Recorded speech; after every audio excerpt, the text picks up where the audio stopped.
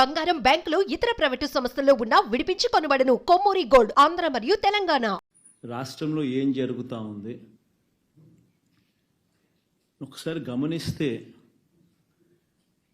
రాష్ట్రం పురోగతి వైపు పోతా ఉందా లేకపోతే రివర్స్ డైరెక్షన్లో పోతా ఉందా?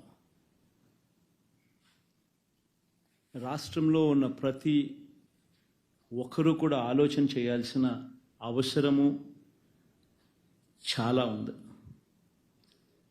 రాష్ట్రంలో ఈరోజు హత్యలు జరుగుతూ ఉన్నాయి, అత్యాచారాలు జరుగుతూ ఉన్నాయి, ఆస్తుల ధ్వంసం జరుగుతూ ఉంది. ఎక్కడ చూసినా కూడా ఎవరైనా కేసు పెట్టడానికి పోతే ఫాల్స్ కేసెస్ రివర్స్ విక్టిమ్ మీదనే పెడతా ఉన్న పరిస్థితులు, పోలీసులు ప్రేక్షక పాత్ర పోషిస్తూ ఉన్న పరిస్థితులు, ప్రశ్నించడానికి ఏ స్వరం కూడా ఉండకూడదు, బయటికి అడుగు పెట్టకూడదు అన్న దృక్పథంతో ఈరోజు అణిచివేసే ధోరణితో ఈరోజు ప్రభుత్వం పరిపాలన కొనసాగిస్తూ ఉంది. నిజంగా చూస్తే చాలా బాధ కలిగించే విషయాలు ఇవన్నీ కూడా. ఎక్కడైనా కూడా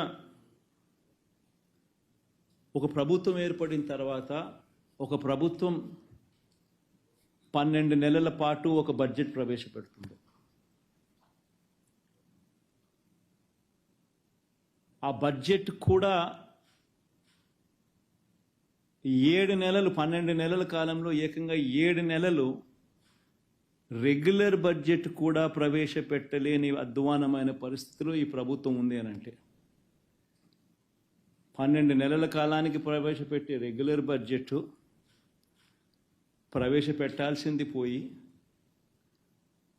ఆ 12 నెలల కాలానికి సంబంధించిన కాల వ్యవధిలో ఏకంగా 7 నెలలు ఓట్ ఆన్ అకౌంట్ బడ్జెట్ మాత్రమే ప్రవేశపెట్టే అధ్వానమైన పరిస్థితిలో ఈరోజు రాష్ట్రం ఉంది అని అంటే రెగ్యులర్ బడ్జెట్ ప్రవేశపెట్టే ధైర్యం కూడా చంద్రబాబు నాయుడు గారికి లేదు అని అంటే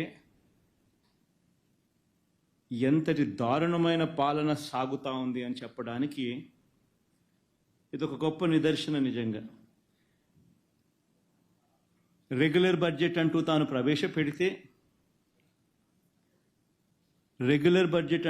ప్రవేశపెడితే ఆ రెగ్యులర్ బడ్జెట్ ప్రవేశపెట్టేసరికి తాను ఎన్నికల వేళ మోసపూరిత హామీలు ఏదైతే తాను ఇచ్చాడో ఆ హామీలకు సంబంధించిన కేటాయింపులన్నీ కూడా ఆ రెగ్యులర్ బడ్జెట్లో చూపించాలి. ఆ రెగ్యులర్ బడ్జెట్లో తాను సూపర్ 6 అంటూ సూపర్ 10 అంటూ తాను చేసిన ఆ మోసపూరిత హామీలకు సంబంధించిన కేటాయింపులు బడ్జెట్లో కనపడకపోతే ప్రజలు రోడ్డు మీదకి వస్తారని, ప్రజలు గలం విప్పుతారని అని చెప్పి ఏకంగా ఆ పరిస్థితి రాకూడదు అని తాను రెగ్యులర్ బడ్జెట్ ప్రవేశపెడితే ఆ రెగ్యులర్ బడ్జెట్లో volume 6, volume 5 which talks about రాష్ట్రానికి సంబంధించిన అప్పులు ఎంత ఉన్నాయి, స్టేట్ గవర్నమెంట్కి సంబంధించిన గ్యారంటీ డెట్ ఎంత, ఇటువంటి అంశాలు కూడా ఆటోమేటిక్లీ మెన్షన్ చేయాల్సి వస్తుంది. ఒకవేళ మెన్షన్ చేస్తే తాను అబద్ధాలు చెప్తా ఉండేటివన్నీ కూడా ప్రజలకు తెలిసిపోతుంది అని, అది కూడా చేయలేని అని కూడా ఇంకొక కారణంతో ఏకంగా రెగ్యులర్ బడ్జెటే పెట్టకోకుండా చంద్రబాబు నాయుడు గారు దాటవేస్తూ ఉన్న ధోరణి. నిజంగా ఎవరైనా కూడా రెగ్యులర్ బడ్జెట్ ప్రవేశపెడితే పథకాలకు సంబంధించి, మేనిఫెస్టోకు సంబంధించి ఆయన ఇచ్చిన హామీలు ఏమిటి, ఆ హామీల మేరకు ప్రజలందరూ ఎదురు చూస్తూ ఉంటారు. ఆ పథకాలన్నీ అందులో ఉన్నాయా, ఆ పథకాల డబ్బులు మాకు వస్తాయి అని చెప్పి ఎదురు చూస్తూ ఉంటారు. అవన్నీ కూడా మోసపూరిత హామీలని ప్రజలకు తెలిసిపోతాయి అని రెగ్యులర్ బడ్జెట్ కూడా కనీసం పెట్టకుండా దాటవేస్తూ ఉన్న ధోరణి. ప్రజలెవరూ రోడ్ల మీదకి రాకూడదు అని భయానక వాతావరణం, ఫియర్ సైకోసిస్ క్రియేట్ చేస్తూ రాష్ట్రాన్ని ఏకంగా అత్యాచారాలు, హత్యలు, కొట్టడాలు, ఆస్తుల ధ్వంసాలు, వీటి అన్నిటితో భయానక వాతావరణం క్రియేట్ చేస్తూ ఉన్నారు. నేను అడుగుతా ఉన్నాను ఒకటి, ఇలాంటి దారుణమైన పరిస్థితులు ఎలా ఉన్నాయి, ఎంత దారుణంగా ఉన్నాయి అని చెప్పి ఒకసారి గమనించాల్సిన అవసరం ఉంది. చంద్రబాబు నాయుడు గారు ఎప్పుడు కూడా ఆయన ఏ రోజైనా కూడా ఆయనకు ఒక మోడస్ ఆపరాండా ఉంటుంది. ఆ మోడస్ ఆపరాండా అనేది ఏంటంటే వంచనకు తోడు ఒక గోబెల్స్ సిద్ధాంతం, గోబెల్స్ ప్రచారం. తాను ఒక మనిషిని అప్రదిష్ట పాలు చేయాలనుకున్నా, తాను చెప్పిన మాటలన్నీ కూడా తాను తప్పాలనుకున్నా, ఒక మోడస్ ఆపరాండా అనేది తాను ఎప్పుడు కూడా ఫాలో అయ్యే కార్యక్రమం.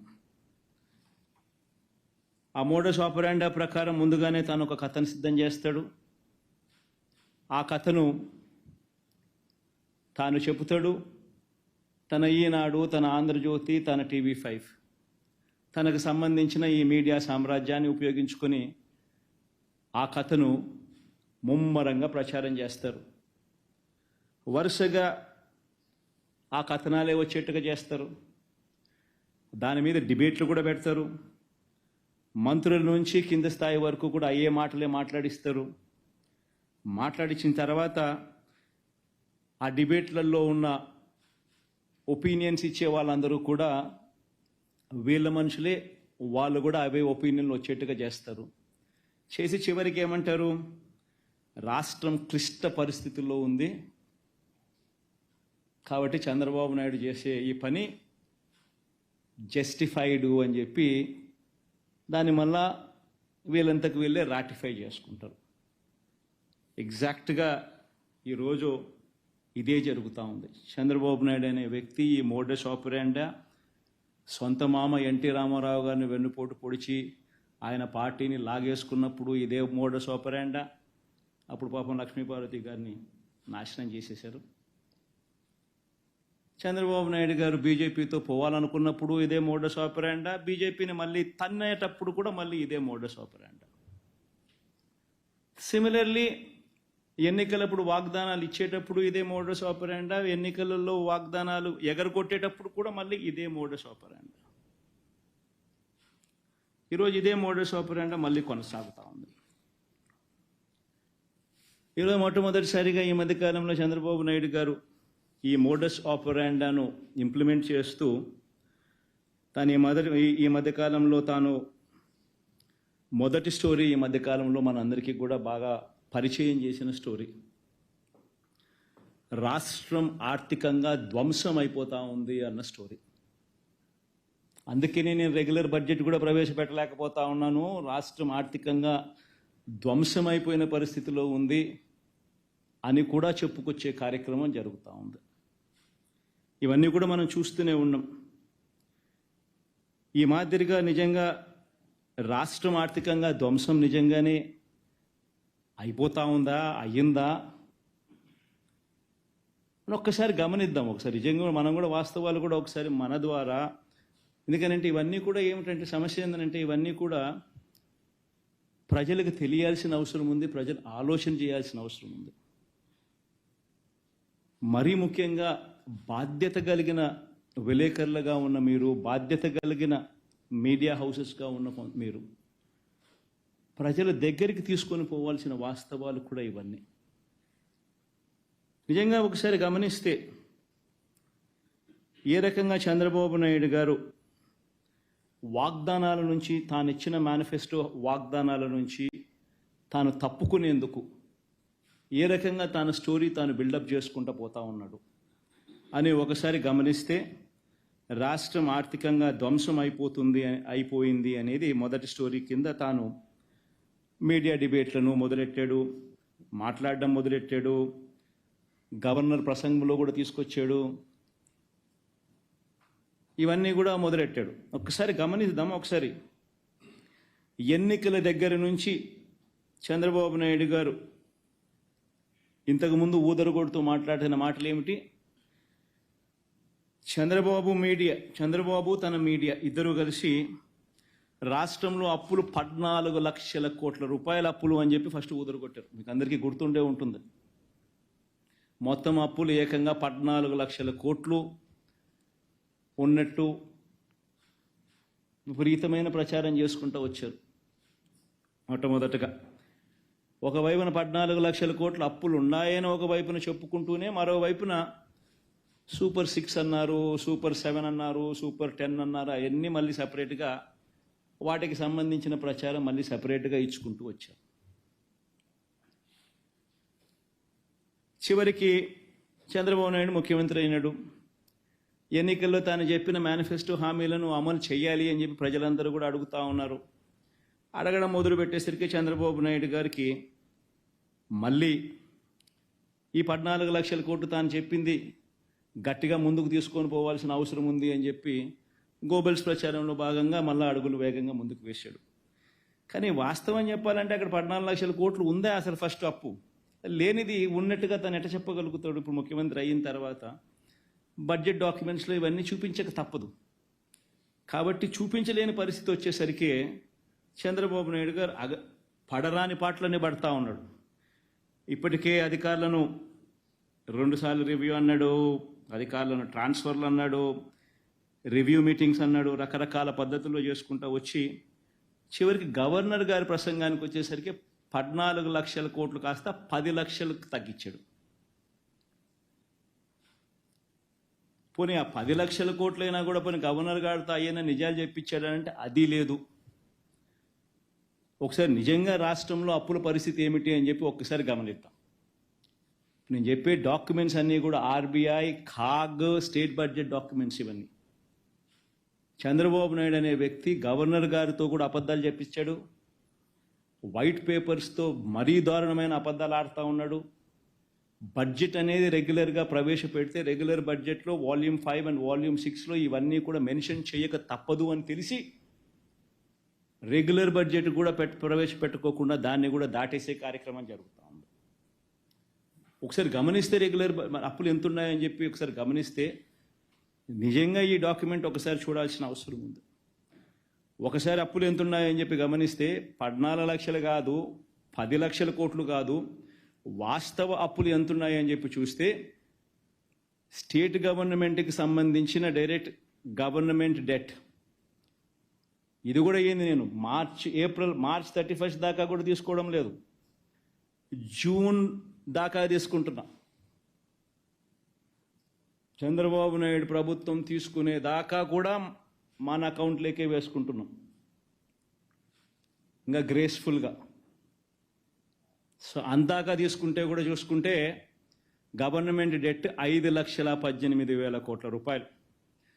చంద్రబాబు నాయుడు గారు అధికారంలోకి రాకమునుపు 1,18,051 కోట్ల అప్పు ఉంటే చంద్రబాబు నాయుడు దిగిపోయే టయానికి 2,71,798 కోట్ల రూపాయల అప్పులు గవర్నమెంట్ డెట్ అయితే 5,18,000 కోట్లు మన హయాం జూన్లో ముగిసే టయానికి పెరిగిన దాకా పోయిన అప్పులు. అంటే చంద్రబాబు నాయుడు గారు అధికారంలోకి వచ్చేసరికి 1,18,000, ఆయన అధికారంలోకి దిగిపోయేసరికి 2,71,000, మనం అధికారం మొదలుపెట్టేసరికి 2,71,000, మనం అధికారం దిగిపోయేసరికి 5,18,000 కోట్ల రూపాయలు అప్పులు. అంటే రాష్ట్రం మొత్తానికి ఈరోజు జూన్ 2024లో ఎంత అప్పులు ఉన్నాయి రాష్ట్రానికి? అప్పులు అంటే 5,18,000 కోట్ల రూపాయల అప్పులు ఉన్నాయి. ఈ అప్పుకు స్టేట్ గవర్నమెంట్ గ్యారంటీడ్ డెట్ కూడా కలుపుకుందాం. అబ్బా లిబరల్గా పోదాం, ఇంకా మనం చాలా లిబరల్గా ఆలోచన చేద్దాం, లిబరల్గా పోదాం. స్టేట్ గవర్నమెంట్ గ్యారంటీడ్ డెట్ కూడా కలిపేసుకుందాం. స్టేట్ గవర్నమెంట్ గ్యారంటీడ్ డెట్ కూడా కలుపుకుంటే అంటే ఈ సివిల్ సప్లైస్ కార్పొరేషన్లకు ఇటువంటి వాటికి అన్నిటికీ కూడా గవర్నమెంట్ గ్యారంటీ ద్వారా అప్పులు తెచ్చుకుంటే అటువంటివన్నీ కూడా కలుపుకుంటే చంద్రబాబు నాయుడు గారు అధికారంలోకి రాకమునుపు ఆయన హయాంలో స్టార్ట్ అయ్యేసరికి 5,744 కోట్లుంటే ఆయన హయాం ముగిసే టయానికల్లా అవి కాస్త 50,000 కోట్లకు ఎగబాకుతే మన హయాం స్టార్ట్ అయ్యే టయానికి 50,000 కోట్ల రూపాయలుతో మొదలెడితే మన హయాం ముగిసేసరికి అటువంటి అప్పులు 106,000 కోట్లకు ఎగబాకే. రాష్ట్రంలో ఇవాళ అటువంటి అప్పులు కూడా కలుపుకుంటే మరో 106,000 కోట్ల రూపాయలు కనిపిస్తూ ఉన్నాయి. పోనీ ఇంకా లిబరల్గా పోదాం, గవర్నమెంట్ గ్యారంటీ లేనేటివి కూడా కలుపుకుందాం. గవర్నమెంట్ పరంగా పవర్ జనరేటర్స్ లాంటి వాళ్లకు పేయబుల్స్ కూడా లెక్కేసుకుందాం. అవి కూడా లెక్కేసుకుంటే debt in the books of power sector corporations Chandrababu Naidu గారు అధికారంలోకి రాకమునుపు 26,000 కోట్ల రూపాయలు ఉంటే ఆయన అధికారం ముగిసేసరికి ఆ పబ్లిక్ సెక్టర్ అండర్టేకింగ్స్లో ఆ కార్పొరేషన్స్ పవర్ సెక్టర్ కార్పొరేషన్స్లో 64,674 కోట్ల రూపాయలకు అప్పులు ఎగబాకే. పవర్ డ్యూస్ పవర్ జనరేటర్స్ కన్నా కట్టాల్సిన బకాయిలు మరో 21,000. Power sector liabilities aggregate debt and payables ఎంత అని చూసుకుంటే 86,215 కోట్ల రూపాయలు. అంటే 29,000 కోట్ల రూపాయలు ఆయన హయాంలో మొదలు కాకమునుపు ఉంటే ఆయన హయాం ముగిసేసరికి ఇటువంటి లయబిలిటీస్ కూడా 86,215 కోట్లకు ఎగబాకే. మన హయాంలో వచ్చేసరికి 86,215 కోట్లతో స్టార్ట్ చేసి 1,23,000 కోట్ల రూపాయలకు ఇప్పుడు మన హయాం ముగిసేసరికి రాష్ట్రానికి సంబంధించిన అటువంటి అప్పులు ఉన్నాయి. మొత్తంగా అప్పులు ఎంత అని చూస్తే స్టేట్ గవర్నమెంట్ డైరెక్ట్ డెట్ అంటే FRBM నుంచి మనం తీసుకునే debt, state government guaranteed debt, state government గ్యారంటీతో సంబంధం లేకున్నా కూడా ఉన్న స్టేట్ గవర్నమెంట్ డెట్లు, ఇటువంటివన్నీ లెక్కేసుకుంటే రాష్ట్రం చంద్రబాబు నాయుడు గారు తీసుకోక మునుపు వరకు 1,53,347 కోట్ల రూపాయలు అప్పులు ఉంటప్పుడు చంద్రబాబు నాయుడు అధికారంలోకి వచ్చాడు. అది కాస్త చంద్రబాబు నాయుడు గారు అధికారంలోకి దిగిపోయేసరికే 4,08,000 కోట్ల రూపాయలకు ఎగబాకింది. మనం అధికారంలోకి వచ్చేసరికే 4,08,000 కోట్ల రూపాయల అప్పులుతో మనం మొదలెడితే మనం అధికారంలోకి దిగిపోయే నాటికి 7,48,000 కోట్ల రూపాయల అప్పులు. Compounded annual growth rate Chandrababu Naidu గారి 5 ఏళ్ళు, మన వైఎస్ఆర్సీపీ పార్టీకి సంబంధించిన 5 ఏళ్ళు, ఎవరి హయాంలో అప్పులు ఎవరు ఎంత ఎక్కువ చేశారు అని చెప్పి ఒకసారి చూస్తే చంద్రబాబు నాయుడు గారి హయాంలో 1,53,347 కోట్ల రూపాయలతో ఆయన మొదలెట్టినది ఆయన పాలన 4,08,000 కోట్ల రూపాయల దాకా ఆయన అప్పులు చేసిన పరిస్థితులు చూస్తే ఏకంగా 21.63% 21.63% compounded annual growth rate of all liabilities. మన హయాంలో 4,08,170 కోట్ల రూపాయలతో మొదలెడితే 7,48,000 కోట్ల రూపాయలకు ఇప్పుడు ఉన్న పరిస్థితులను లెక్కేసుకుంటే compounded annual growth rate of liabilities ఎంత అంటే 12.90% మాత్రమే. అంటే 21% అప్పు చేసినోడు గొప్పోడా? రాష్ట్రాన్ని దాన్ని ఏమన్నాడు, ఏం పదం వాడినాడైనా, రాష్ట్రాన్ని ఆర్థిక ధ్వంసం 21.63% compounded annual growth rate of debt చేసినవాడు ఆర్థిక ధ్వంసం చేసినవాడా? మనము కేవలం 12.9% అన్నీ కలిపినా కూడా, అన్ని రకాల డెట్స్ కలిపిన మనం ఆర్థికంగా ధ్వంసం చేసిన వాళ్ళమా? అందరూ కూడా ఈ పాయింట్ గమనించాల్సిన అవసరం ఉంది. మరి ఎక్కడ 14 లక్షల కోట్లను అబద్ధాలు చెప్పడం ధర్మమేనా? గవర్నర్ ప్రసంగంలో 10 లక్షల కోట్లు అని చెప్పించడం ధర్మమేనా? ఉన్నవి అన్ని రకాల అప్పులు కూడా లెక్కేసుకున్నా కూడా including payables to power generators అటువంటివి కూడా కలుపుకున్నా కూడా కేవలం 7,48,000 మాత్రమే ఉండడం వాస్తవమైతే ఈ మాదిరిగా తప్పుడు లెక్కలు చెప్పడం ధర్మమేనా? ఇన్ఫ్యాక్ట్ రాష్ట్రానికి సంబంధించిన ఆర్థిక వ్యవహారాలకు సంబంధించిన విషయాల మీద కేంద్ర ప్రభుత్వం రిలీజ్ చేసిన ఎకనామిక్ సర్వే ఆంధ్ర రాష్ట్రానికి సంబంధించిన పారాగ్రాఫ్ ఒకసారి చూస్తే ఆంధ్ర రాష్ట్రాన్ని పొగుడుతూ వాళ్ళు రాసిన మాటలు చూడండి ఒకసారి. State governments continued to improve their finances in financial year 24. Preliminary unaudited estimates of finances for a set of 23 states published by CAG suggests that the gross fiscal deficit of these 23 states was 8.6%, lower than the budgeted figure of 9.1 lakh crores. This implies that fiscal deficit as a percentage of GDP for these states came in at 2.8% as against the budgeted of 3.1%. The quality of spending by state governments improved, with state governments focusing on capex as well. The 23 major states are Andhra Pradesh, Arunachal Pradesh అని ఇట్లాంటివన్నీ రాసినారు. మనము కేటాయింపులు మనం బడ్జెట్లు మన ద్వారా మనకు ఇచ్చే అవకాశం FRBM ద్వారా మనకు అవకాశం ఉండి మనల్ని బారో చేసుకునే అవకాశం మనకి ఇచ్చిన దాన్ని కూడా ఇంకా తక్కువ తీసుకున్నాం ఇచ్చిన దానికన్నా కూడా. డైరెక్ట్ బెనిఫిట్ ట్రాన్స్ఫర్ లాంటి గొప్ప కార్యక్రమాలు మనం చేసినాం కాబట్టి మన రాష్ట్రాలు ఏదైతే మన రాష్ట్రం ఏదైతే ఉందో దాన్ని పొగుడుతూ కూడా రాసినారు. క్వాలిటీ గురించి కూడా quality of spending by state governments improved అని కూడా కితాబ్ ఇచ్చినారు. ఒకసారి రాష్ట్రానికి సంబంధించిన మార్చ్ 2024 దాకా ఇది this is data from RBI, అంతే కదా కృష్ణ?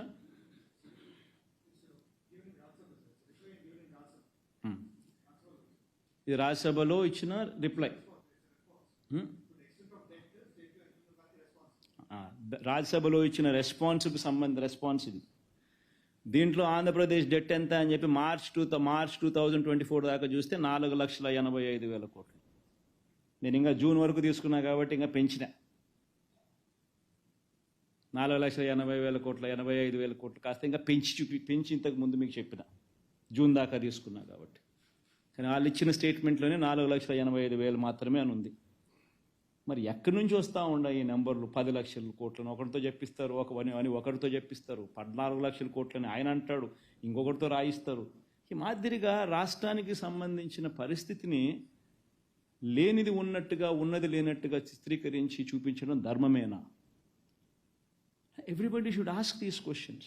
ఇప్పుడు ఆయన మాట చెప్పినాడు ఎన్నికలప్పుడు, నెరవేర్చాల్సిన బాధ్యత ఆయనది. ఆ మాట నుంచి తప్పించుకోవాలని చెప్పి, ఆ ఇచ్చిన మాటను హామీలను తప్పించుకోవాలని చెప్పి ఒక పద్ధతి ప్రకారం అబద్ధాలను బిల్డప్ చేసుకుంటూ పోయి రాష్ట్రంలో లేని అప్పులు ఉన్నట్టుగా, రాష్ట్రం పరిస్థితి అధోగతిగా ఉన్నట్టుగా, రాష్ట్రం అన్యాయంగా జరిగిపోతూ ఉన్నట్టుగా చిత్రీకరించడం ఎంత మటుకు ధర్మం, ఎంత మటుకు న్యాయం? అందరూ కూడా ఆలోచన చేయమని చెప్పి కోరుతా ఉన్నాం. ఇన్ఫ్యాక్ట్ 2000 కోవిడ్ సమయంలో మన రాష్ట్రంలో ఇన్ఫ్యాక్ట్ చంద్రబాబు నాయుడు టైంలో ఇప్పుడు కోవిడ్ లేదు. మనం కోవిడ్ సమయంలో ఉండి కూడా మన పర్ఫార్మెన్స్ ఇది. కోవిడ్ సమయంలో ఉన్నప్పటికీ కూడా మనం చంద్రబాబు నాయుడు గారి హయాంలో కన్నా మన హయాంలో ఇంకా తక్కువ డెట్స్ తీసుకున్నాం. కోవిడ్ సమయంలో ఒకసారి చూస్తే యూనియన్ గవర్నమెంట్కి వచ్చిన ట్యాక్స్ రెవెన్యూస్ కోవిడ్ సమయంలో తగ్గిన పరిస్థితులు కనిపిస్తూ ఉన్నాయి. 2019, 2020 చూస్తే కోవిడ్ సమయంలో -3.38% growth rate gross tax revenues collections. 2020-21లో నెక్స్ట్ ఆ తర్వాత ఫాలోయింగ్ ఇయర్లో మళ్ళీ 20,27,104 కోట్లే. అప్పటికి 0.85% పెరుగుదల growth rate in gross tax revenues. మామూలుగా చూస్తే చంద్రబాబు నాయుడు గారు అధికారంలో ఉన్నప్పుడు అధికారంలో ఉన్నప్పుడు కానీ జగన్మోహన్ రెడ్డి సంబంధించిన కోవిడ్ టైం తీసేస్తే మామూలుగా గ్రోత్ రేట్ అనేది ఖచ్చితంగా 18%, 17% ఆ రకంగా గ్రోత్ రేట్ ఉంటుంది గ్రాస్ ట్యాక్స్ రెవెన్యూస్ కలెక్టెడ్ అనేది. అటువంటిది 2 సంవత్సరాలు కోవిడ్ వల్ల కేంద్రానికి రావాల్సిన గ్రాస్ ట్యాక్స్ రెవెన్యూస్ 2019-20లో -3.38%, 2020-21లో 0.85% గ్రోత్ రేట్ మాత్రమే నమోదైన పరిస్థితి. అటువంటి పరిస్థితిలో దాని ఇంపాక్ట్ ఏమిటో తెలుసా? రాష్ట్రానికి వచ్చే డెవల్యూషన్స్ తగ్గుతాయి. రాష్ట్రానికి వచ్చే డెవల్యూషన్స్ చంద్రబాబు నాయుడు గారి హయాంలో రాష్ట్రానికి 3.72% షేర్ ఆఫ్ జిఎస్డిపి రాష్ట్రానికి వస్తే మన హయాంలో షేర్ ఆఫ్ డెవల్యూషన్స్ రాష్ట్రానికి వచ్చింది జిఎస్డిపిలో కంపేర్ చేస్తే కేవలం 2.92%.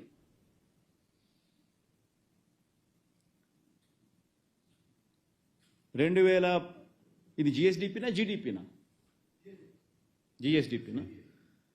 జిఎస్డిపిలో చంద్రబాబు నాయుడు గారి హయాంలో రాష్ట్రానికి వచ్చిన డెవల్యూషన్స్ 3.72% వస్తే మనకు కోవిడ్ రావడం వల్ల నష్టం జరిగి రాష్ట్రానికి రావాల్సిన డెవల్యూషన్స్ కూడా అంతకు ముందు 5 సంవత్సరాలు చంద్రబాబు నాయుడు గారి హయాంతో పోలిస్తే రాష్ట్రానికి వచ్చిన డెవల్యూషన్స్ కూడా జిఎస్డిపిలో 2.92% మాత్రమే వచ్చిన పరిస్థితులు తగ్గినాయి మన పర్సంటేజ్ చూస్తే.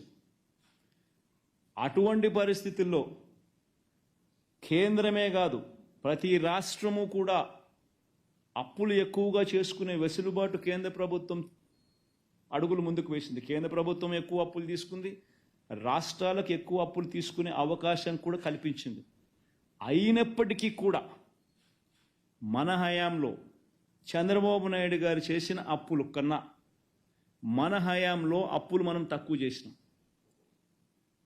చంద్రబాబు నాయుడు గారి హయాంలో compounded annual growth rate of liabilities 21.63% అయితే మన హయాంలో compounded annual growth rate of liabilities all kinds of liabilities put together 12.90% మాత్రమే.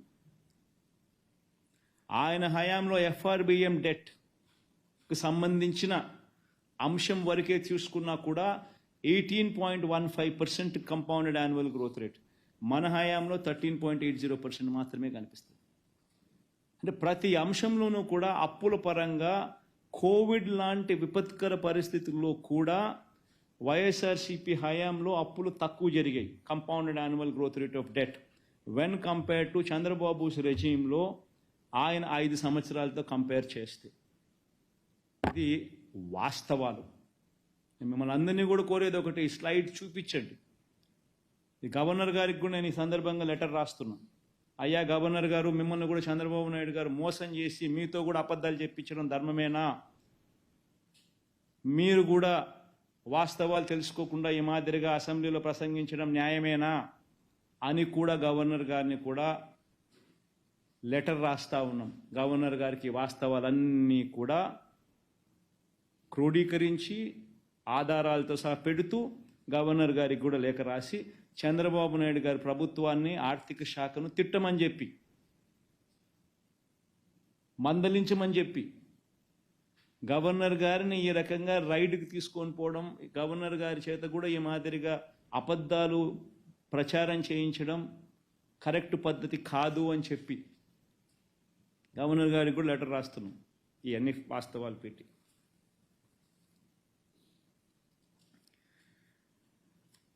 ఇవన్నీ కూడా ఎందుకు చెప్పాల్సి వస్తూ ఉందనంటే కోవిడ్ లాంటి విపత్కర పరిస్థితుల్లో కూడా ఇన్ఫ్యాక్ట్ మేము అధికారంలోకి వచ్చేసరికి 2019 మే 30న మేము అధికారంలోకి వచ్చేసరికి అప్పటిలో రాష్ట్ర ఖజానాలో కేవలం 100 కోట్ల రూపాయలు. #1 డిజిటల్ నెట్వర్క్ మనం టీవీలో యాడ్స్ ఇవ్వాలనుకుంటున్నారా? ఇంకెందుకు ఆలస్యం? డెవలప్మెంట్ మీది, ఆ బాధ్యత మాది. వెంటనే ఈ నెంబర్కి కాల్ చేయండి.